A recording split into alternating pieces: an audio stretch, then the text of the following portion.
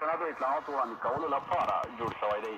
د ښاغلي ویان په وینا په دې ویب سایټ کې وړاندې کېدونکي اطلاعات په مسؤلانه توګه مدیریت او د یوې کره سرچینې په توګه رسنیو ته وړاندې کېږي. نور حال په راپور کې د ارګ پاڼې د سلمې خپرونې له خپرېدو سره جوخت د پرمختګ په نوم یو ویب سایټ د اسلامي امارت د جګپوړو مسؤلینو په حضور کې د اطلاعاتي لارښود په توګه پرانیستل شو.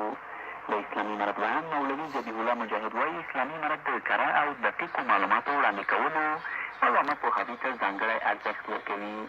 دیدی صافایی رساوت خواهد دانست که خلای معلوماتی که ما یا حس میکنیم در رسانه ها و یا در بعض از نهادهایی که گزارشات سالانه داشته می باشد این خلا انشاءالله پر خواهد شد تا حد زیاد معلومات مسئولانه در سایت پیشرفت ارائه خواهد گردید.